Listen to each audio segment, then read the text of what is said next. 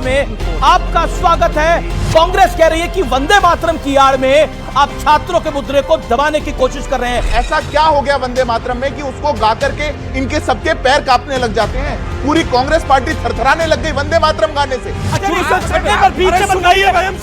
मेरा निवेदन है, 6 के 6 सुनाइए अब जरा। अमित जी गाइए दोनों में माफी मांगेंगे अगर मैं पूरा वंदे मातरम गा दूंगा। तो गाइए ना, एमआईएम को बोल रहे हैं ना आप लोग? हाँ तो मैं बोल रहा हूँ ना, मुसलमान और एमआईएम में फर्क है। आप मुसलमानों के ठेकेदार नहीं है। एक प्रश्न का उत्तर नहीं दिया। 2 या 6 हम कांग्रेस के साथ हैं।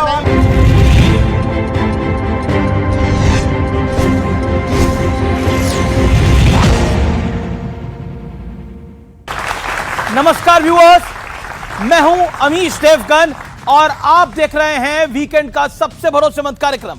सियासी तौर पर पिछला हफ्ता फुल एक्शन पैक्ड रहा और मुद्दों के मामले में नहले पर दैला मारने की भरपूर कोशिश भी की गई। कांग्रेस और दूसरी विपक्षी पार्टियां छात्रों का मुद्दा उठा रही थी और इसी बीच भारतीय जनता पार्टी ने वंदे मातरम के मुद्दे पर कांग्रेस और राहुल गांधी को घेर लिया। इसके बाद राहुल गांधी पैलेट गन के मुद्दे पर धरने पॉलिटिक्स पे उतर आए। तो सवाल है कि राजनीति में कौन सा मुद्दा ज्यादा भारी पड़ने वाला है, क्योंकि बीजेपी कह रही है कि कांग्रेस की सोच मुस्लिम लीग वाली हो गई है, तो कांग्रेस कह रही है कि सरकार को छात्रों की कोई चिंता नहीं है। तो आज इसी मुद्दे पर मेरे युवा मित्रों के बीच, जनता जनार्दन के बीच वीकेंड की सबसे बड़ी चर्चा में आपका स्वागत है जोरदार तालियों के साथ।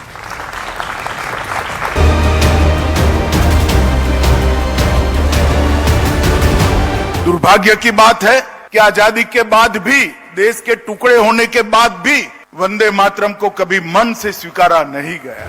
वंदे मातरम पर कांग्रेस बुरी तरह घिर रही थी। इसी बीच राहुल गांधी एक बार फिर छात्रों का मुद्दा उठाकर धरना पॉलिटिक्स पर लौट आए।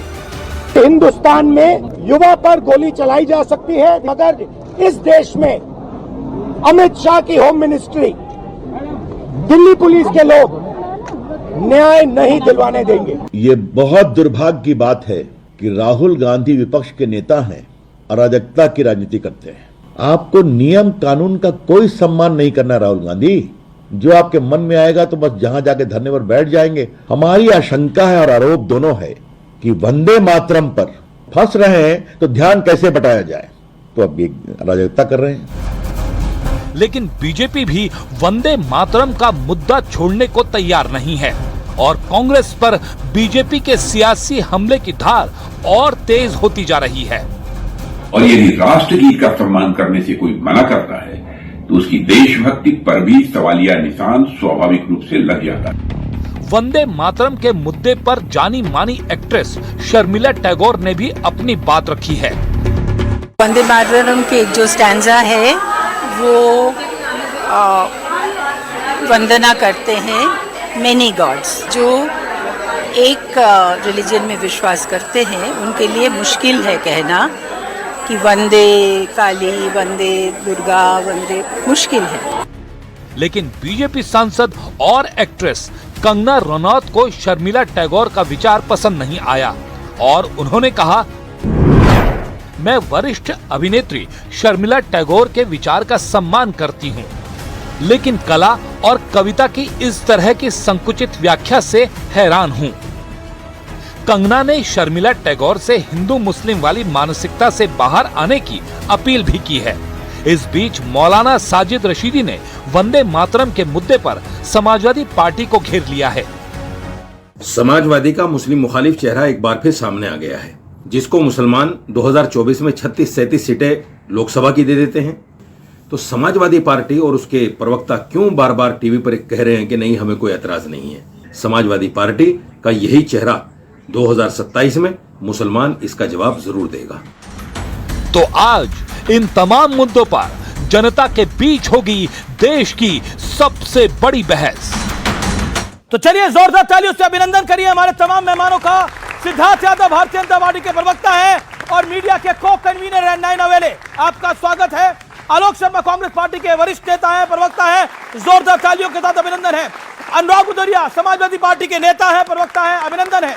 सत्य प्रकाश मिश्रा जनता दल यूनाइटेड के नेता हैं, प्रवक्ता हैं, आपका स्वागत है। शदाब चौहान ये भी नए नवेले प्रवक्ता बने हैं AIMIM के, उनका भी स्वागत है, यानी राष्ट्रीय प्रवक्ता का दर्जा मिला है इनको। जोरदार तालियों से स्वागत करिए रैपिड फायर राउंड का। शुरुआत करते हैं आपसे शादाब चौहान, क्या अधूरे वंदे मातरम के पीछे तुष्टीकरण का एंगल है, हां या नहीं?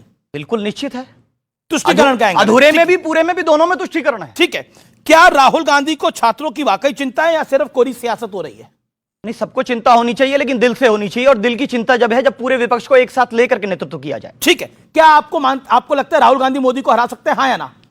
बिना ओवैसी साहब या अकेले के नहीं हरा सकते, उसको सबको लेकर के चलना। ठीक है, अब बारी है आलोक शर्मा की। सर्जियो गौर का कश्मीर को भारत का अभिन्न अंग बताना कूटनीतिक जीत है भारत की या नहीं? सर्जियो गौर साहब, ये तो ऑन रिकॉर्ड है, इसमें कोई बताने और नहीं बताने से उनके कोई हमारी विदेश नीति पर फर्क नहीं पड़ेगा। लेकिन जो बाइडेन ने जो कहा था, सरकार उस पर चुप रही। जो बाइडेन ने अपने पूरे मैनिफेस्टो में 2 पेज लिखे थे जम्मू कश्मीर के खिलाफ, जब ये सरकार चुप रही। मैं एक बार फिर बता दूं, ये रैपिड फायर राउंड है, एक लाइन या एक शब्द में बोलना है। क्या आलोक शर्मा, अगला सवाल, क्या अधूरा वंदे मातरम संवैधानिक दृष्टि से सही है या नहीं है? देखिए, संविधान सभा ने जो चीज पास की वो सबसे ज्यादा प्रमाणिक है, और मुझे लगता है संविधान सभा ने 2 स्टैंजे किए थे, वो हमसे ज्यादा समझदार थे। ओके, और मेरा एक सवाल, पवन खेड़ा जी ने नितिन नवीन जी के लिए जो शब्दों का इस्तेमाल किया है वो सही है या गलत है? देखिए, शब्दों का तो किस किस ने क्या क्या इस्तेमाल मैं किया है, पूछ रहा हूं आपसे। देखिए, क्या क्या इस्तेमाल किया है, 50 करोड़ की गर्लफ्रेंड और जर्सी काओ और कांग्रेस की विधवा। मैं समझता हूं कि सबको, जिस तरह से भारतीय जनता पार्टी के तमाम लोगों ने संसद में खड़े होकर जो शब्दों का इस्तेमाल किया है, और खास तौर पर मैं तो पवन जी के बयान पे कंगना रनावत ने जो गटर जनरेशन का, उसके लिए बीजेपी को माफी मांगनी चाहिए। लेकिन मैं पवन जी के बयान पे पूछ रहा हूं। ओके, अनुराग उदरिया, बारी आपकी है। क्या आप AIMM को साथ में नहीं लेंगे तो आपका हाल भी तेजस्वी यादव की पार्टी वाला होगा, हां या ना? हम समाज के अंदर में नफरत की राजनीति नहीं करते। समाज में नफरत की राजनीति नहीं करते। संसद में चर्चा का मौका मिले तो पहले चर्चा किस पर हो, चंदा चोरी पर या छात्रों के मुद्दे पर? हम दोनों पे चाहते हैं। हम चाहते हैं देश आगे बढ़े, छात्रों और जो चढ़ावा चोरी किया वो सामने आने चाहिए। ठीक है, राष्ट्रगीत वंदे मातरम के 2 छंद गाना सही है या 6 छंद गाना हम सही? तो संविधान और न्यायपालिका को मानने वाले लोग हैं। सवाल का जवाब दीजिए ना। मैं एक लाइन में जवाब, आपने एक लाइन में बोला, फिर आप तो पूरा बताएं। ये बताइए ना, सवाल क्या है? मैंने बोला हम देश के संविधान और न्यायपालिका को मानने वाले लोग हैं। कह रहा है, मैंने बोला ना, संविधान और न्यायपालिका को मानने वाले लोग हैं। सिद्धार्थ यादव, सवाल आपसे है, क्या आपको लगता है नितिन नवीन की नई टीम की बड़ी चुनौती क्या है, जेन जी या कांग्रेस पार्टी? देखिए, कांग्रेस पार्टी तो खुद के लिए एक चुनौती है, और देश का जेनजी देश के साथ खड़ा है। हमारे लिए इस देश को आगे लेकर जाना, ये हमारा उद्देश्य है। कोई चुनौती क्या राहुल गांधी बीजेपी को अंडर एस्टिमेट कर रहे हैं, आपको लग रहा है? राहुल गांधी बीजेपी को एस्टिमेट करें, अंडर एस्टिमेट करें, उससे ना देश को फर्क पड़ता है ना बीजेपी को। क्या बीजेपी 12 साल में सबसे बड़े बैकफुट पे है, हां या ना? बिल्कुल नहीं। बिल्कुल नहीं, आप कह रहे हैं। बिल्कुल। ओके, अब सत्यप्रकाश मिश्रा, पीएम मोदी के शासन के आखिरी दौर में है, क्या प्रधानमंत्री मोदी का शासन आखिरी दौर में है और बीजेपी में उत्तराधिकारी की तलाश चल रही है, ये राहुल गांधी का बयान है, हां या ना? राहुल गांधी मुगालते में है। ओके, कॉकरोच जनता पार्टी, क्या आपको लगता है आने वाले दिनों में एनडीए के लिए भी चुनौती होगी, क्योंकि उनकी एंट्री बिहार से लेकर राजस्थान से लेकर हर जगह हो रही है? कहीं नहीं चुनौती होगी, कहीं नहीं चुनौती होगी। चलिए सिद्धार्थ यादव, क्या आपको लगता है कि जिस तरह से बीजेपी आरोप लगा रही है कि वंदे मातरम का मुद्दे को छुपाने के लिए कांग्रेस और राहुल गांधी ये खेल खेल रहे हैं, कांग्रेस कह रही है कि वंदे मातरम की आड़ में आप छात्रों के मुद्दे को दबाने की कोशिश कर रहे हैं, और राहुल गांधी एक बब्बर शेर है और मब्बर शेर के आगे बीजेपी मिमिया रही है। जो लोग इतने बड़े बड़े वकीलों को अपने पास अपनी कोठरी में रखते हो कि कुछ भी हो जाए उसके बाद तुरंत सुप्रीम कोर्ट पहुंच जाते हो, जो मामला ऑलरेडी सुप्रीम कोर्ट सुन रहा हो उसमें थाने में जाकर धरने में बैठ गए ये बोल करके कि एफआईआर नहीं हो रही। क्यों? जब देश प्रश्न पूछ रहा है कि जिस देश के अंदर राष्ट्रगीत सुरक्षित नहीं है, जिस देश के अंदर देश की सबसे पुरानी अपने आप को बताने वाली पार्टी राष्ट्रगीत पर फिर से विभाजन वाली सोच अपना रही है, तो यह मीडिया थिएट्रिक्स की आवश्यकता क्यों पड़ी अमित जी? यह है प्रश्न आज, यह और कुछ नहीं है। अगर वास्तव में न्याय की बात होती तो क्या झारखंड के जिन छात्रों पर पैलेट गन या छात्रों के ऊपर जिन पे टियर गैस, लाठी, डंडा, वाटर कैनन मारा गया था, उनके लिए राहुल गांधी नहीं बोल पाए, एक प्रश्न नहीं बोल पाए? जिन छात्रों पर केरल में विधानसभा के बाहर बैठे हुए वाटर कैनन यहां मारा गया, क्या उन छात्रों को दर्द नहीं होता? क्या पंजाब के छात्रों को कुछ नहीं होता? ये जो दोहरा मापदंड है, क्या क्योंकि प्रश्न पूछा जा रहा है कि वापस विभाजन का बीज कांग्रेस पार्टी क्यों बो रही है, क्यों इस देश के अंदर वापस कांग्रेस पार्टी चाहती है कि हम अपने राष्ट्रगीत का सम्मान खो दें, तब ये जाकर के थिएट्रिक्स करने लग गए। ये छात्रों का मुद्दा थिएट्रिक्स के लिए नहीं है। लेकिन मेरे प्रश्न का आपने जवाब नहीं, मैं आपको रोक रहा हूं, आपने मेरे प्रश्न का जवाब नहीं दिया। वंदे मातरम का मुद्दा आप छात्रों के मुद्दे को दबाने के लिए उठा रहे हैं, कांग्रेस के शाहरुख का जवाब क्या है? 20 second, 20 second, then Alok Sharma. हमने कौन सा मुद्दा उठाया?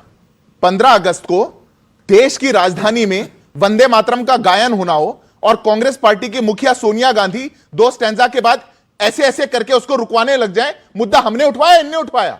केरल के अंदर जहां वंदे मातरम का कानून पारित हो चुका और पूरा वंदे मातरम गाया जाना है, सम्मान देना कानून है, वहां पर प्रस्ताव पारित कर दिया कि हम पूरा नहीं गाएंगे। मुद्दा हमने उठाया, इनने उठवाया। अपमान करेंगे ये और उसका जवाब दे, हम तो मुद्दा हमारा कमाल है। देखिए, वंदे मातरम हम हमेशा से गाते आए हैं। जिन लोगों ने कभी नहीं गाया उनके लिए मुद्दा हो सकता है।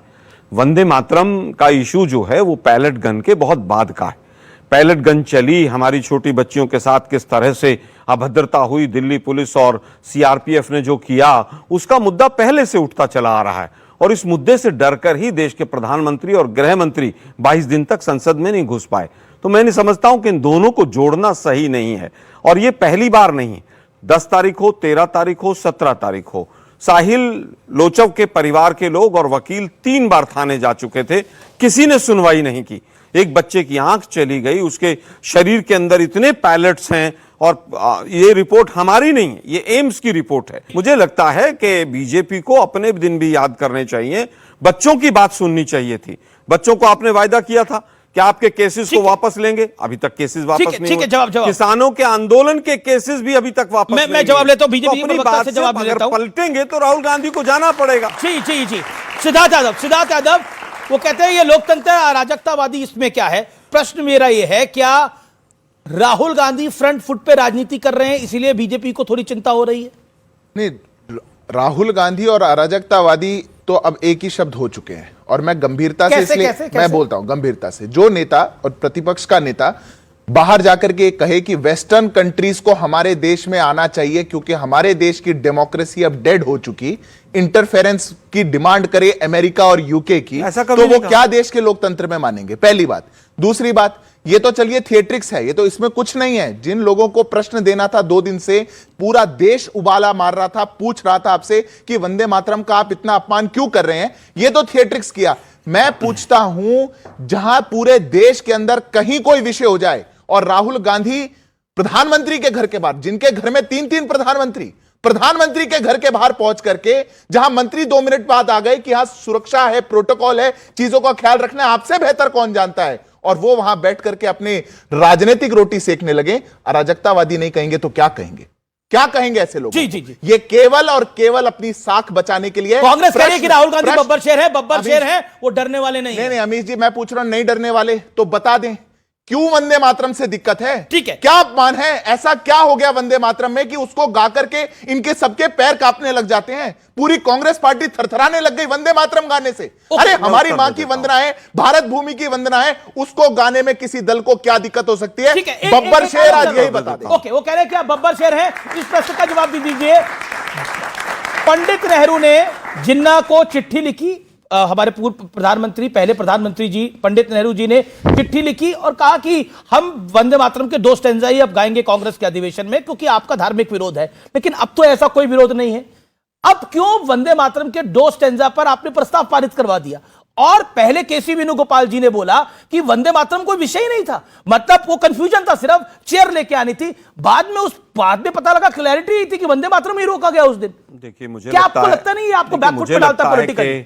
नॉन इश्यूज को इश्यूज बनाना बीजेपी से बेहतर कोई नहीं जानता है। आप कब किस चीज को लेकर आएंगे? आज से 6 महीने पहले भी 2 दिन तक वंदे मातरम पर बहस हुई थी, याद होगा आपको, संसद में। तब बिल क्यों नहीं आया था भाई? तब देशभक्ति और देशद्रोह किसी को याद नहीं आया था? 22 साल बीजेपी की सरकार रही है, उसमें 6 साल अटल जी के, 12.5 साल ये और बाकी कोएलिशन गवर्नमेंट।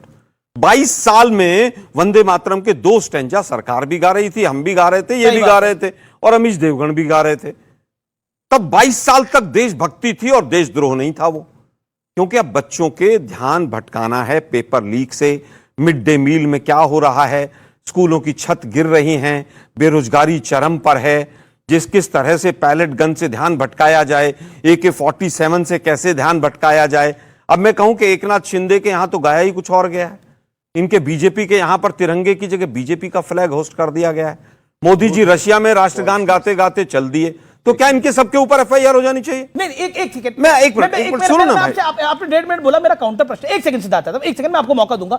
लेकिन अगर वंदे मातरम के 6 स्टैंजा गा लेंगे तो क्या चला जाएगा? पहले तो हम गाते ही थे ना। मैं फिर कहूंगा, 1936 से पहले तो कांग्रेस के अधिवेशन में गाया जाता था। 1936 से पहले तो कांग्रेस के अधिवेशन में गाया जाता था। कौन गाता था? पंडित नेहरू, महात्मा गांधी भी कांग्रेस गाती थी ना जी, देश गाता था पूरा। सुनिए ना भाई जी, RSS ने आज तक 6 स्टैंजा गाए कभी? हाँ या ना में उत्तर दे दो मुझे। RSS तो पूरा गाती है। अरे भाई पूरा ही गा रहे हैं। अपना ध्वज गीत गाते हैं वो, कमाल। अरे अपना ध्वज गीत गाते हैं वो तो उनकी प्रार्थना है। सुनिए ना भाई, वो उनकी प्रार्थना है। अरे सुन तो लीजिए भाई, सदावत चले मातृभूमि। अरे सुन तो लीजिए, 6 के 6 स्टैंजा अगर मोहन भागवत ने गाए तो मुझे वीडियो दिखा दीजिए। कमाल हो गया, दिखाइए वीडियो मुझे। एक बेकार के नॉन इश्यूज को इश्यू मत बनाइए। एक मिनट सुनिए ना जरा। जी नहीं, आप सुनाइए। जिस समय पर वंदे मातरम हमारे स्वतंत्रता सेनानी गाते थे, RSS के मुखबर अंग्रेजों को बताते थे कि ये वंदे मातरम गा रहा था, इसको अरेस्ट करो। तमाम केसेस अरेस्ट कराए गए। 52 साल तक तिरंगा नहीं फहराया। 3 रंग अशुभ होते हैं। ये किसका कहना था भाई? RSS का कहना था कि नहीं कहना था? मैं तो कहता हूं इन चीजों पर चलिए, आप कह रहे हैं RSS गलत कर रही थी, वंदे मातरम पे आप क्यों कर रहे हैं? जी, मेरा फिर कहना है कि इन पे खूब डिस्कशन होनी चाहिए। ये लोग एक्सपोज हो रहे हैं और पूरी तरह से एक्सपोज हो रहे हैं। पूरा देश जान रहा है कि केवल गाने से क्या होगा भाई। मलयज शीतलाम, वो कह रहे हैं कि बहुत सुंदर पवन चलनी चाहिए, हमारे खेत हरे भरे होने चाहिए, हमारे फल लगने चाहिए, किसान समृद्ध होना चाहिए, हमारी मां जो है भूमि वो पूरा अन्न उपजाए। आज हालत यह कि 700 किसान शहीद हो गए। एक महीने देश की राजधानी मलयज शीतलाम, मतलब अच्छी हवा पवन चलनी चाहिए। एक महीने स्कूल बंद करने पड़ रहे हैं। इस लॉजिक से तो केवल गा लीजिए आप। वापस आता हूं अमन। नहीं, अब आपने बोला, अब सिद्धार्थ, अब मैं आपको मौका दे रहा हूं अनुराग भदौरिया। मैं छोटा ही उत्तर दे रहा हूं। 40 सेकंड। कर्नाटक के अंदर 1200 किसानों ने आत्महत्या कर ली, तो अब क्या वंदे मातरम नहीं गाएं? इनकी सरकार है वहां। ये क्या लॉजिक हुआ? ये क्या आर्ग्यूमेंट है? वंदे मातरम राष्ट्रगीत है हमारा। हमारे संविधान में लिखा है आर्टिकल 52 के अंदर कि जो हमारे स्वतंत्रता संग्राम में जिन सिंबल्स को लेकर के हमारे स्वतंत्रता सेनानी लड़े, हमारा सबका कर्तव्य है हम उनका सम्मान करें। संविधान में लिखा है। जो कॉपी लहराते हैं ना ये लोग, उसको खोल के भी पढ़ना चाहिए, पहली बात। दूसरी बात, आपने भी एक फेक न्यूज की बात कही। मैं छोटा जवाब दे रहा हूं, उसके बाद आप मत दीजिएगा मौका। आप मेरा सारा आप बोल लेना। इनका समस्या ये है। ठीक है। अभी इन्हें एक छोटी सी फेक न्यूज कही, मैं फिर से आग्रह करूंगा, उस पर FIR दर्ज हो गई। आप भी मत बोलिए। वो जो भाजपा का झंडा लहरा वो रहने जो छत्तीसगढ़ वाला है। हाँ, मैं तीसरी बात बोलता हूं। अब इन्होंने बोला संघ ने तो कभी गाया ही नहीं वंदे मातरम, संघ ने तो गाया ही नहीं। अरे आप संघ की शाखा में गए होते तो पता चलता। अगर आजादी के पहले दिन से वंदे मातरम पूरा का पूरा कोई गा रहा है तो राष्ट्रीय स्वयंसेवक संघ गा रहा है। आप लोग तो उसको देख करके मुंह मोड़ के निकल जाते हैं। पर समस्या ये है जो 1875 में लिखा गया, 1894 में गाया गया, 1907 में प्रतिबंध लगा, वो पूरा गीत था। क्या ये देश कांग्रेस के वर्किंग कमेटी के रेजोल्यूशन से चलेगा या संविधान से चलेगा? संविधान से चलेगा। एक प्रश्न। ठीक है। आलोक शर्मा, क्या जब, बिल्कुल आपको 30 सेकंड दे रहा हूं, लेकिन जब संसद ने कानून को पास कर दिया, जब वंदे मातरम में महात्मा गांधी भी गा चुके हैं पूरा वंदे मातरम, पंडित नेहरू भी गा चुके हैं, जिन्ना की वजह से, क्योंकि पाकिस्तान बना, उन्होंने बोला कि मुस्लिम इसको नहीं गा पाएंगे, इस वजह से रोका गया। आज वंदे मातरम को क्यों रोका जा रहा है? जिन्ना के साथ तो यही लोग सरकार चला रहे थे 1937 में। चला रहे थे कि नहीं चला? मुस्लिम लीग के साथ चला रहे थे। श्यामा प्रसाद मुखर्जी सरकार चला रहे थे। 2 नेशन थ्योरी इन्होंने दी। मुस्लिम लीग ने तो 1940 में दी, इन्होंने 1937 में दी। अब क्या होता, वो आप लोग देखा वो छछूंदर, उसके अगर चमेली का तेल लगा दो तो अच्छा नहीं लगता है वो। इसीलिए बीजेपी और RSS के लोगों पे राष्ट्रभक्ति और ये सब जो है ना, ये अच्छा नहीं लगता इनके मुंह से शब्द। आप लोग कभी छछूंदर ले आते हैं, कभी कोलगेट ले आते हैं। सुनिए ना प्रभु, अब एक बात बताइए, हम राष्ट्रपिता की बात को माने या जय शाह के पिता की बात को माने? बच्चे बता दें मुझे। कि राष्ट्रपिता ने बोला था कि 2 स्टंजा ही गाने चाहिए। राष्ट्रपिता क्या उस सीडब्ल्यूसी राष्ट्रपिता में की थे बात कि को नहीं? माने, एक मिनट अरे भाई एक मिनट प्रभु, एक मिनट राष्ट्रपिता कह गए थे कांग्रेस को समाधान कर देना चाहिए। अनुराग भदौरिया को भी आना चाहिए। बीजेपी कांग्रेस की जुगलबंदी जबरदस्त है। सीडब्ल्यूसी के कांग्रेस और बीजेपी की जुगलबंदी जबरदस्त है, तीसरे की एंट्री ना हो पाए। सरदार पटेल, राष्ट्रपिता राष्ट्रपिता पंडित नेहरू, सुभाष चंद्र बोस, आचार्य कृपलानी, सब ने कहा कि जिस तरह के हालात हैं नहीं गाना चाहिए। आप पटना से आए हैं, आप बोलिए। मुझे लगता है राष्ट्रपिता महात्मा गांधी जी ने 27 जनवरी 1948 को जो लिखा कि कांग्रेस को खत्म कर देना चाहिए, भंग कर देना चाहिए, शायद इसी दिन के लिखा था, क्योंकि ये आने वाली समस्त जितनी भी आजादी की परंपराएं प्रतीक होंगे वो सबका अपमान कार्य समिति में रेजोल्यूशन बैठकर पास कर करके रहेंगे। गांधी जी की सोच महान रही होगी। देश की संसद इस देश के लोकतंत्र का प्रतिबिंब और उसको मजबूत करता है। अगर उसमें पारित कोई कानून, चाहे वो 22 साल बाद ही पारित हो, अगर देश का कोई राजनीतिक विपक्ष अपने कार्य समिति में चंद लोगों के बीच बैठकर उस कानून की धज्जी उड़ाता है कि नहीं हम तो यही गाएंगे, किस ओर ले जाना चाहते इस देश की दिशा? अव्वल अर्ध सत्य तो यह है कि यह कह रहे कि नहीं उसके बाद सब गाते थे। 6 स्टेंजा भी कांग्रेस को आज चुनौती देता हूं कि अपने यहां के जितने वो तुष्टीकरण वाले हैं इकट्ठा करिए, वो 6 स्टेंजा गाकर दिखाइए इस देश में। वंदे मातरम अशफाकुल्लाह खां कहकर फांसी झूल गए, भगत सिंह झूल गए, पूरी स्टेंजा गाते थे हम लोग। ठीक है, उस समय 37 में एक विवाद हुआ, असहमति हुई, सहमति हुई। क्या राष्ट्र उसी की पूंछ पकड़कर आगे बढ़ेगा? क्या राष्ट्र नहीं कहे? आप दोनों मिलकर ये क्या है भाई? अभी मिर्ची लगाए तो गड़बड़ हो गया पूरे के पूरे। मैं तो आपने मलेरिया आप भी मिर्ची लगाया, ये भी गाए, आप भी गाइए 6 स्टंजा, ये भी गाए। मुझे नहीं आते, बेरोक मुझे नहीं आते। ओके, कौन गाना चाहता है? पैनलिस्ट में हाथ खड़ा करे हो। आप गाना चाहते हैं? बोलने की अरे अनुराग भदौरिया गाना चाहते हैं। अनुराग भदौरिया 6 के 6 स्टंजा गाना चाहते हैं। अनुराग तालियां इनके लिए, अनुराग भाई के लिए तालियां। बोलिए। पूरी बात बोलना है। अरे मैं अपनी पूरी बात कहना चाहता हूँ, मुझे बात कहने दीजिए। वो छोड़िए, माइक मुझे दे जाइए। सबने बोला नहीं, सबने बोला मेरे समय नाटक शुरू हो गया। सबको बोलना। अनुराग जी की बारी है। अनुराग जी अब आप यार नाटक नहीं, छोड़ दीजिए, इनसे तीसरा गवाइए दोनों। अच्छा ठीक है, ठीक गवाते हैं। अमित जी गाइए दोनों में, माफी मांगेंगे अगर मैं पूरा वंदे मातरम गा दूंगा। अब तो गाइए ना, करना होगा। आपकी तरह मूर्खों की जमात हो जाए सर, हो जाए। आपकी तरह मूर्खों की जमात नहीं है। सुन लीजिए, जहां से नहीं मूर्ख नहीं, क्यों चुनौती देगा कोई व्यक्ति? कांग्रेस की मूर्खों की जमात नहीं है। कोटि कंठ कल कल निनाद कराले, कोटि कोटि मुदेर धृत खल करवाले, बाहुबले के मां बोले। भाई ये गलत क्यों कर रहे हैं आप बीच में? ये डिस्टर्ब उस समय भी बोल रहे हैं। वंदे मातरम का गा रहे हैं। ये क्या वंदे मातरम का गा रहे हैं? उन्होंने कहा बीच से गाइए। अच्छा पर बीच से मत गाइए। जिसने मेरा निवेदन है 6 के 6 सुनाइए आप जरा। वंदे मातरम सुनाइए जरा। वंदे मातरम राष्ट्र गीत सुनाइए जरा। माफी मांगेंगे? मैं किस लिए माफी मांगूंगा? वंदे मातरम सुनाइए जरा। मैं अनुराग भदौरिया आपका रुख करता हूं। देखिए राष्ट्रगीत है, उसका सम्मान होना चाहिए। ओके, आप अनुराग अपनी बात रखिए। सियासत गर्म है और यहां भी गर्मा गर्मी बहुत हो गई है। नहीं, स्टूडियो में गर्मा गर्मी नहीं होनी चाहिए। हम सब एक हैं, भारतीय हैं। हमारी विचारधारा अलग हो सकती है, लेकिन हमारा मतभेद है, मनभेद नहीं है। लेकिन आप ऐसी बात करने लगते हैं कि मनभेद होना शुरू हो जाए, ये नहीं होना चाहिए। हम तो कहते हैं, सब लोग कहते हैं सुजलाम सुफलाम मलयज शीतलाम सस्य श्यामलम मातरम वंदे मातरम, वंदे मातरम। ये कौन ये गीत गाते गाते कौन फांसी पे लटक गया? शहीद भगत सिंह, अशफाकुल्लाह खां, राजगुरु, सुखदेव जी शहीद हो गए। किस लिए? देश आजाद होगा, हम आप सुरक्षित होंगे, हमारे बच्चे सुरक्षित होंगे, हमारे बच्चे अच्छे स्कूल में पढ़ेंगे, देश उन्नति करेगा। कभी उन्होंने सोचा था इसी देश के लोग, इसी देश की पुलिस हमारे बच्चों पे एक की 47 तान देगी, हमारे बच्चों के पैलेट गन से आंखें फोड़ देगी? कब सोचा था उन्होंने? अगर उन्होंने ऐसा सोचा होता तो क्या फांसी में लटक जाते? कल की घटना बता दूं, मुरादाबाद के अंदर में एक मोहित जाटव व्यक्ति को, एक नेता था, और दिग्विजय भाटी को थाने में बुला के उसकी आंख में जो मारा गया, अगर आप देख लेंगे ना शर्म आ जाएगी आपको। ये आंख फोड़ने वाली सरकार है क्या? हर बच्चों की आंखें फोड़ना चाहते हैं आप? ये शर्म की बात है। देश के अंदर में जब मलय सीताराम की बात इन्होंने की, मैं भी कह रहा हूं शुद्ध हवा की बात की थी। हमारी माता हमें शुद्ध हवा देती है, शुद्ध पानी देती है, शुद्ध फसल होनी चाहिए, हमारा वातावरण अच्छा होना चाहिए। आपने क्या दिया? पानी पी के लोगों की मौतें हो जाती हैं।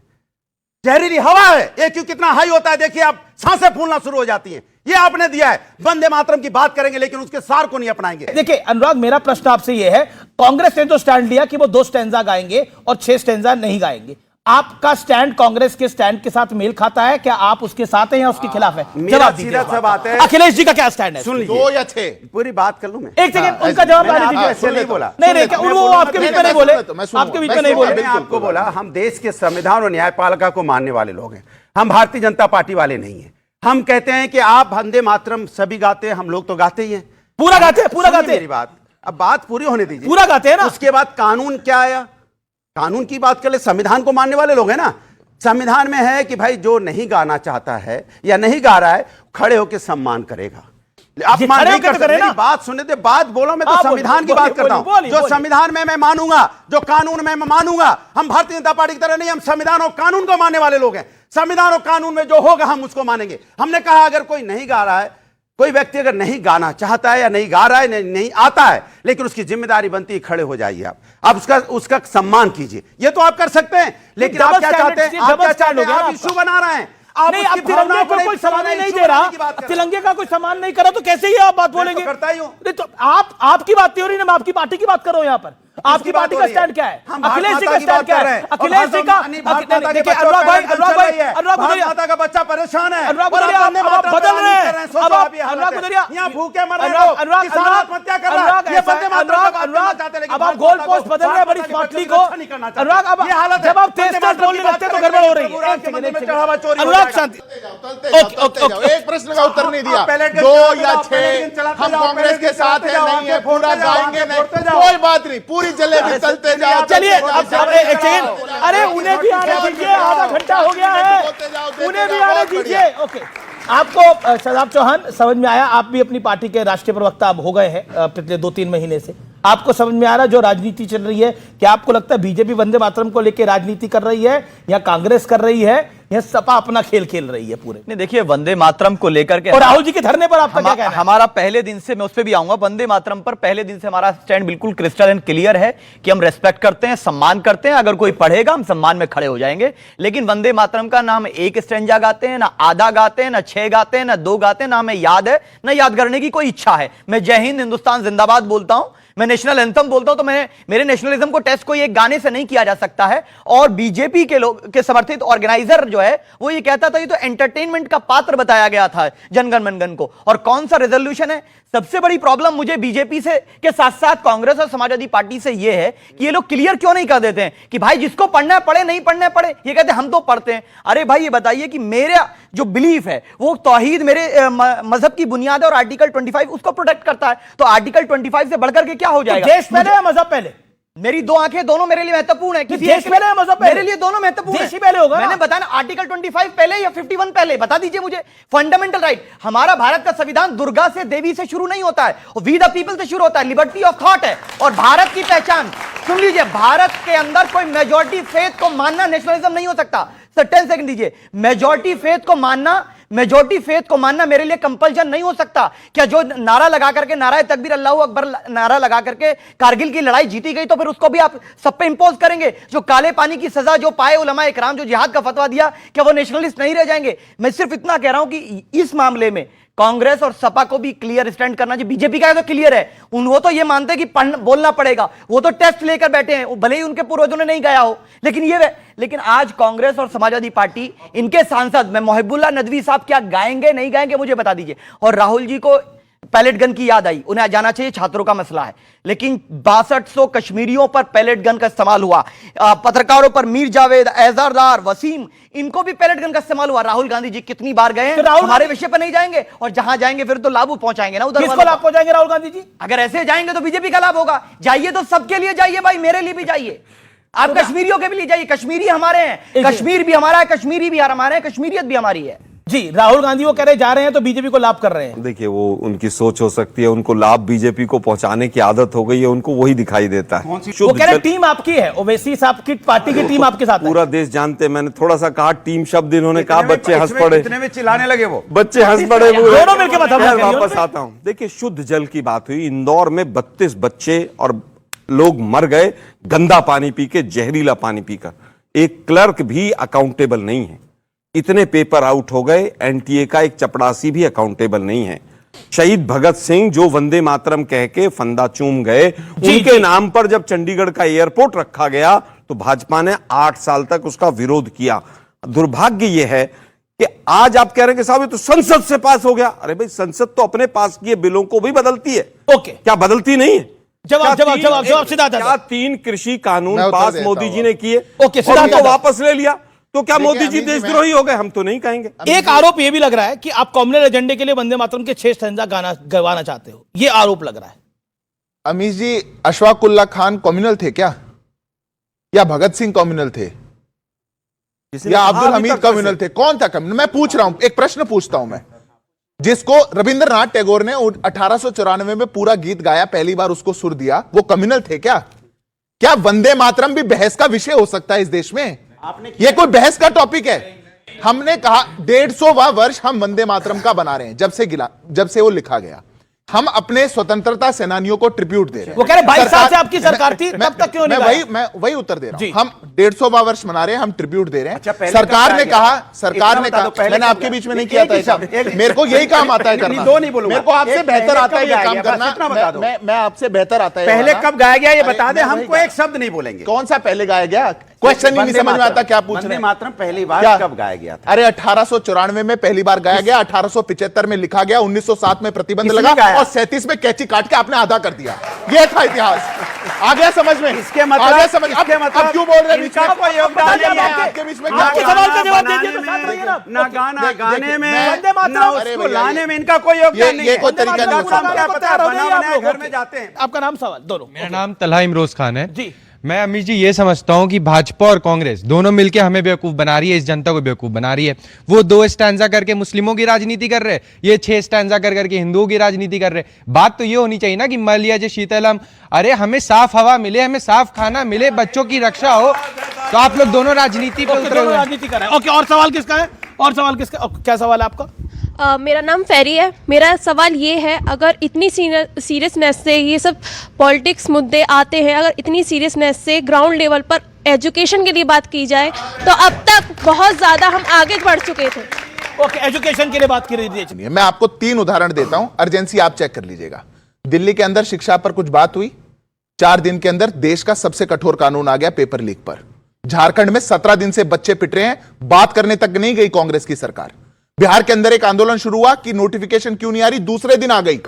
17 दिन से यहां पिट रहे हैं, कोई नहीं गया। पंजाब के अंदर मुख्यमंत्री एक दिन कहता है कि यहां पेपर लीक हुआ, अगले दिन कहता है जो इस पे आएगा पटियाला में, खन्ना में मारूंगा, डंडों से भगाऊंगा, कोई कहेगा नहीं। और अकाउंटेबिलिटी की बात है। मैं कहता हूं देश के जिस विषय पर बात करनी है, शिक्षा पे बात करनी है, 8,000 करोड़ का शिक्षा का बजट था 2014 में, 1,40,000 करोड़ का है आज। 300 स्टार्टअप थे, मैं स्कूल बंद कर दिए। केंद्र चलाता है केवी, पीएम श्री, नवोदय। 5 स्कूलों के नाम बताओ जो बंद हुए। क्यों नहीं बनाए? अरे अब रोड पे चले गए, पहले स्कूल में घुसे, अब रोड पे। स्कूल रोड से निकले,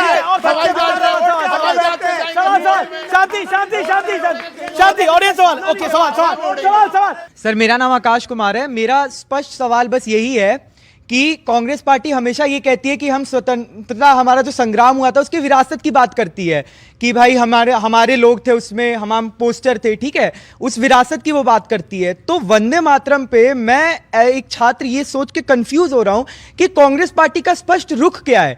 और ठीक है, मतभेद, पॉलिटिकल मतभेद होना ठीक है, लेकिन क्या उसके ऐतिहासिक इंपॉर्टेंस पे, उसकी ऐतिहासिक लेगेसी पे कांग्रेस पार्टी क्या मत रख रही है, उसका क्या उस पे मत है? वंदे मातरम पे क्या है सवाल है? 20 सेकंड में जवाब, फिर मैं आपके पास आ रहा हूं। हमारा वही रुख है जो 22 साल तक इनकी सरकार रही, जो इनका रुख था वही हमारा रुख है। हमारा तो 22 साल तक इन्होंने 2 स्टैंजा गाए थे, तब देशद्रोह नहीं था ये, तब देशभक्ति ना आपकी जागी था। 70 सालों से इस देश के अंदर हटा ना। 370 आज भी है, तो हटा दिया गया ना। हटा दिया गया, मुझे ऑर्डिनेंस दिखा दो भाई। मैं कश्मीर फिर में कह रहा हटा दिया गया हूं अमीश जी, मैं ऑन रिकॉर्ड आपको चैलेंज कर रहा हूं। सुनिए ना, सुनिए अमित जी, अमित जी सुनिए। हाँ जी, हाँ जी, हाँ जी। आर्टिकल 370 की पावर्स को यूज करते हुए 2 चेंजेस किए। 35 से और 370 2 चेंज किए। बिल्कुल बिल्कुल। आज भी वहां ना आप जमीन खरीद सकते हैं ना मैं खरीद सकता हूँ। अरे खरीद सकता हूँ, बता देना। लेकिन इस देश के अंदर देखिए कुछ चीजें थी इस देश के अंदर 70 सालों से चली आ रही थी। देखिए 370 था राम मंदिर 500 सालों बाद बना है। होता है ना, देश आगे बढ़ता है, चीजें आगे बढ़ती हैं। जब हम बात करेंगे छात्रों के बारे में ये पहुंच जाएंगे नीतीश जी के पास। जब हम बात करेंगे छात्रों के अधिकार में ये पहुंच जाएंगे नीतीश जी के पास। जब हम शुद्ध हवा की बात करेंगे ये पहुंच जाएंगे वंदे मातरम पर। जब हम वंदे मातरम की बात करेंगे ये पहुंच जाएंगे अपने हरे कुर्ते पर। इनका पूरा का पूरा लोकतंत्र में इरादा काला है। इनका कोई जनता से लेना देना नहीं। इनका वंदे मातरम लेकिन बीजेपी का झंडा उठाए हुए हैं, कुछ हो जाए। आजादी के प्रतीकों पर, आजादी में जिन्होंने कुर्बानियां दी, जिस बोल पर दी कि वंदे मातरम कहकर फांसी झूले थे, वो स्टेंजा खेल रहे हैं। 6 स्टेंजा काट लो। मैं तो आज भी आपके पार्टी के तमाम लोगों को चुनौती देता हूं, जिसके चक्कर में 6 स्टेंजा से 2 स्टेंजा कर रहे हो ना, उनसे 2 ही स्टेंजा गवा के दिखा दो, मैं नतमस्तक प्रणाम करूंगा। वंदे मातरम।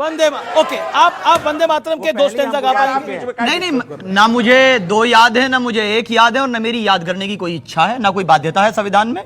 और मैं जय हिंद बोलता हूं, हिंदुस्तान। अब तो पार्लियामेंट ने कानून पास कर दिया है। नहीं, पार्लियामेंट को भी नहीं मानते आप? नहीं, पार्लियामेंट में कोई ऐसा कानून नहीं है। पार्लियामेंट में कोई ऐसा कानून नहीं है कि आपको गाने की बाध्यता है। कोई कानून नहीं है। सम्मान में पहले भी करता था, आज भी करता रहूंगा। लेकिन मैं किसी फेथ को सुप्रीम नहीं मानने वाला हूं। मैं किसी फेथ को सुप्रीम नहीं मानने वाला हूं। मैं मेजोरिटी फेथ को फॉलो नहीं करने वाला हूं। वंदे मातरम का इशू है, तौहीद के साथ कॉम्प्रोमाइज करने का अगर मजबूर कर रही है बीजेपी, कोई ऐसा कानून लेकर आ रही है, अभी तक ये नहीं बताया कि इनका स्टैंड क्या है। इनकी पार्टी को क्लेरिफाई कर देना चाहिए कि भाई नहीं, हम आपके साथ खड़े हैं। आप कह रहे हैं राहुल जी बीजेपी की मदद कर रहे हैं। एक सेकंड, अच्छा आप कह रहे हैं ये जो समाजवादी पार्टी है ये मुसलमानों को इंपॉर्टेंस नहीं दे रही, आप किसको इंपॉर्टेंस दे रहे हैं? नहीं, हमारी इंपॉर्टेंस ये है कि भारत का संविधान, कांग्रेस कहती है और सपा कहती है बीजेपी की बी टीम है। नहीं, टीम तो वो तय करेंगे। हम लोगों ने कहा कि हम लोग मिलकर के चुनाव लड़ना चाहते हैं, बीजेपी को हराना चाहते हैं। किसके साथ? कांग्रेस और सपा के साथ? बिल्कुल कहा हमने, योगी जी को हराना चाहते हैं। लेकिन ये लोग क्या कहेंगे, नहीं आपको हम रिप्रेजेंटेशन नहीं देंगे, आपका रिप्रेजेंटेशन नहीं होगा। आपको साथ कैसे लेंगे? आप कह रहे राहुल गांधी बीजेपी की मदद कर रहे हैं, आपको साथ कैसे लेंगे? नहीं, इसीलिए तो कर रहे हैं क्योंकि साथ नहीं ले रहे, क्योंकि वो बंटवारा चाहते हैं। हम लोग विपक्ष का बंटवारा रोकना चाहते हैं, और जो भी बंटवारा चाहता है, जो वोटों का डिवीजन चाहता है, वो कहीं ना कहीं बीजेपी की मदद कर रहा है। मैं किसी का इंडिविजुअली नहीं बोल रहा हूं। जो डिवीजन ऑफ सेक्युलर वोट चाहता है वो बीजेपी की मदद कर रहा है, और जो चाहता है मिलकर के बीजेपी को हराया जाए, वो चाहता है कि बीजेपी भारत से, उत्तर प्रदेश। राहुल गांधी की धरना पॉलिटिक्स से कुछ लाभ होगा ऑपोजिशन को? कोई भी चीज मिलकर के करेंगे तो लाभ होगा, और अहंकार में करेंगे, मुद्दों को विभाजित करने के लिए करेंगे तो हमेशा नुकसान होगा। अगर उस मार्ग पे जाएंगे तो नुकसान होगा। आज स्टैंड क्लियर कर दे कि वो क्या चाहते हैं। अनुराग, एक पॉइंट, और आलोक शर्मा जी आपसे भी ये सवाल। देखिए, इनको आप लोगों ने बिहार में साथ नहीं लिया, बीजेपी की वहां पर सरकार आ गई, तेजस्वी यादव को बड़ा नुकसान हुआ। क्या कहना चाहते हैं? क्या आपको लगता नहीं है ओवैसी के साथ जुबली हिल्स में भी आपकी पार्टनरशिप रही है, पॉलिटिकल पार्टनरशिप, यहां पे भी हो सकती है यूपी में? देखिए, मुझे लगता है कि हम तो उस दिन जब मोदी जी के घर के बाहर धरना था तो 2-3 पत्रकार खड़े थे मेरे पीछे, वो पूछ ही रहे थे, बोला ओवैसी जी आके नहीं बैठे, बाकी तो पूरा विपक्ष आ गया। फिर वो दूसरा कहने लगा भाई साहब मिले हुए हैं इसलिए नहीं आते हो। तो क्या आप समझ गए सारी कहानी? मिले हुए? अभी इन्होंने कहा कि साहब वो सब मिलकर करें। अरे भाई, जब सारा विपक्ष वहां पर बैठा था तो आप क्यों नहीं आए थे उस दिन? केजरीवाल जी नहीं आए थे? नहीं, केजरीवाल जी कह रहे थे। केजरीवाल जी ने तो बोला था राहुल गांधी बीजेपी की मदद के लिए आ गए। केजरीवाल इन्हीं के बड़े भाई हैं। बिहार में चिट्ठी लिखा। अरे आपसे कहा भाई, आपका कहा केजरीवाल से मतलब? ये तो बोलने दीजिए ना आलोक शर्मा को। केजरीवाल जी इनके भाई बंधु ही हैं। आपने 22 डेज बाद अकाउंटेबिलिटी लिया। 22 डेज तक जो लड़कियां जिन पर अत्याचार हुआ, आप क्या कहना चाहेंगे? दूसरी अकाउंटेबिलिटी आपके हिमाचल प्रदेश के एक बहुत ही लीडर ने कहा था, जिसमें उन्होंने कहा था मुझसे क्या पूछो, मैं से ऊपर वालों से पूछो। जब लैंड स्लाइड हुआ था, वंदे मातरम तभी उठाया गया। एग्जैक्टली, तब अकाउंटेबिलिटी कहाँ था? मैं बिल्कुल पिन पॉइंटेड जवाब दे रहा हूं अकाउंटेबिलिटी पे। बच्चे बोलिए पेपर लीक का मैं बिल्कुल, एक छात्र ने प्रश्न पूछा, उत्तर आ जाने दो भैया, पूरे 50 मिनट खराब करके चले जाएंगे। अकाउंटेबिलिटी का क्या है? अकाउंटेबिलिटी, पेपर लीक की खबर आई, तीसरे दिन कोई प्रोटेस्ट नहीं था, पेपर को कैंसिल किया गया, फिर से सेटअप किया नहीं किया गया। झारखंड कोर्ट में गए। सिद्धार्थ 2024 में 2 साल सरकार हाथ में हाथ धर के बैठी रही। अमित जी एक मिनट, हाँ बोलिए बोलिए। सरकार ने नहीं कहा। एक सेकंड, 2024 में अभी हम 26 की बात कर रहे हैं। मैं आपको 2 उदाहरण दे रहा हूं, मैं आपको 2 उदाहरण दे रहा हूं। 11 मई को खबर आई, नीट का 2026 का पेपर सरकार के पास खबर आई, सरकार ने तुरंत पेपर कैंसिल किया, नया सेटअप किया, सीबीआई इंक्वायरी दे दी। झारखंड के अंदर पेपर लीक हुआ, 18 दिन तक ना पेपर कैंसिल, ना सीबीआई की इंक्वायरी, ना उसकी कोई एक्सेप्टेबिलिटी, अकाउंटेबिलिटी क्या है मैं पूछता हूं, क्या है अकाउंटेबिलिटी? जब नीट का पेपर लीक हुआ तब केंद्र सरकार को एक्टिव होना चाहिए था, और जब झारखंड का पेपर लीक हुआ तो कांग्रेस और जेएमएम की सरकार को एक्टिव होना चाहिए था। स्टूडेंट्स को जवाबदेही दोनों सरकारों की है सीधे तौर पर, और मैं ये डायरेक्टली कहना चाहता हूं। और अब बिल्कुल आखिरी राउंड है, अब बिल्कुल आखिरी राउंड है चर्चा का। एक सेकंड, अरे आप बोलिएगा, लेकिन वो कहते हैं, उन्होंने कहा कि आप चाहते हैं कि मुसलमान सिर्फ दरी बचाता रहे और आपका वोट बैंक बनता रहे। सवाल है अब हम नहीं बोलने देंगे तो हम आपके पीछे अब क्या होगा? अच्छा, वाह वाह, ये अरे छोड़िए, मैंने आपको पूरा, अभी आपको फिर बोलना है। अरे वैसे ही अब तो हो गया है, प्रवक्ताओं के पास पैसे नहीं होते हैं, वैसे ही प्रवक्ताओं के पास पैसे नहीं होते हैं। 2024 में नीट का पर्चा लीक हुआ था, इन्होंने बोला पार्लियामेंट में मजबूत कानून बनाया है, अब पर्चा लीक होके दिखाए। 2024 में कानून बनाया था, फिर 2026 में पर्चा लीक हो गया, ऐसा कानून बनाते पर्चा लीक हो गया, फिर 2026 में कह रहे हैं अब और मजबूत कानून बनाया है। नहीं होनी चाहिए, गारंटी है कानून लेकर कानून बनाते तब जब आपके साथ अन्याय हो जाता है। बहुत बढ़िया, 2 सेकंड घबरा क्यों रहे हैं? बिल्कुल दूंगा उनका, ये कानून तब बनाते जब आपके साथ अन्याय हो जाता है, कानून बनाने से नहीं, व्यवस्था में भ्रष्टाचार है उसको ठीक बनाने से होगा। अनुराग गुलेरिया, मैं ये बोलना नहीं चाहता था, लेकिन मुझे एक फैक्ट बताना पड़ेगा। आपको पता है, ये फैक्ट है, बीजेपी की सरकार थी, राजनाथ सिंह एजुकेशन मिनिस्टर थे, वो एक कानून लेकर आए थे कि हम नकल नहीं होने देंगे। समाजवादी पार्टी की सरकार ने नहीं, पार्टी ने, समाजवादी पार्टी ने अपनी मैनिफेस्टो में बोला जब हम आएंगे हम खुली नकल होने देंगे, और उस दौर में सरकार जीती। बिल्कुल ऐसा था, बिल्कुल ऐसा था। मैं बताता हूं, आई विल करेक्ट इट। इन्होंने बोला हम नकल विरोधी कानून को समाप्त करेंगे, बोला था नहीं बोला था? नकल विरोधी, हाँ नकल विरोधी। मैं पूरी बात कर लूं पहले, अपनी देखिए आप बीच में टोक रहे हैं, मैं अपनी बात जिसका विरोध कांग्रेस से लेकर बीजेपी ने करा उत्तर प्रदेश के अंदर, कहा नकल विरोधी कानून नहीं समाप्त होना चाहिए, और इन्होंने समाप्त करा। 40 मिनट से मैं वेट कर रहा हूं, बिल्कुल नहीं, सबने बोला है, सब बोले, अब टाइम पास मत करिएगा। नकल विरोधी कानून खत्म करा था नहीं करा था? नहीं खत्म करा था, नहीं बोलने दो भाई, चेक करिए आप लोग, नकल विरोधी कानून खत्म करा था। मैं बोल लूं, सवाल यह है कि भारतीय जनता पार्टी युवाओं की, छात्रों की, महिलाओं के, किसानों की और बुजुर्गों की, अब मैं बात कर लूं, ये क्या है वो? अरे शांति, अब मैं बोलूं, मैंने सुना करें क्या आप नकल विरोधी कानून में? छोड़ो यार, छोड़ो यार, क्या मतलब होता है? शांति प्लीज, इस तरह की बातें नहीं, पढ़ के आ रहे हैं भाई, बात करने की आदत है। कानून का समाजवादी पार्टी, अच्छा, वो मानसिक संतुलन खो बैठे, कोई दिक्कत नहीं, आप लोग बुरा मत मानना, अब ये पक्का यकीन हो गया कि उसी जमाने में पास हुए उसका बता दीजिए, पास आउट करता। अच्छा ये तो बताइए, पास आउट कौन से साल में किया? अरे भाई वो ऐसे बकरे कहा नहीं बोलेंगे। सुनिए, हम तो पीएचडी भी हैं, और इनकी तरह फेक डिग्री वाले नहीं हैं, पढ़ लिख के आने वाले हैं। सवाल यह है कि मैंने इनसे सीधा सा सवाल पूछा कि देश के असली मुद्दों से, असली मुद्दा कौन है? किसान है, महिला है, युवा है, छात्र है, इस पे बीजेपी बात नहीं करेगी, आपके मुद्दों की बात नहीं करेगी कि आपको क्या सुविधा मिलनी चाहिए, आप कैसे अपने पैरों पे खड़े हो, कैसे आपको न्याय मिले, इस पे बात नहीं करेगी। ये सिर्फ मुद्दे भटकाने के लिए नए मुद्दे लेके आती है, नए मुद्दे लेके आती है। अच्छा अब उनकी बात, अच्छा ये आपने पास आउट किस ईयर में किया, बता दीजिए, मामला खत्म होगा। आपका वो साल तो नहीं था ना? कौन सा? वो जब नकल का कानून हटा था, उसके बाद बहुत पास मैंने नकल वकल का कोई मतलब नहीं है, सब झूठ सच बोले फायदा नहीं। सुनो मेरी बात हो जाए। अरे हो गई, अब तो हो गई बात।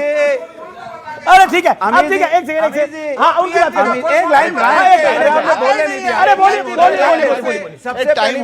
सबसे पहली बात तो मैं तो बस इतना ही कहूंगा कि भारतीय जनता पार्टी आपका भला नहीं सोचती है, सिर्फ आपको मुद्दे मुरझाए रहेगी। ये चढ़ावा चोरी मंदिर में करने वाले लोग, जिनके यहाँ मंदिर में चढ़ावा चोरी हो जाए, चोरी हो जाए, हम तुम किस खेत के मूली है भाई? चोरी कर लिया जाए, उसको छिपाने बचाने का जवाब नहीं देना चाहते, आपका इनका जवाब नहीं देना चाहते। दे दे, भला आप पूछिए।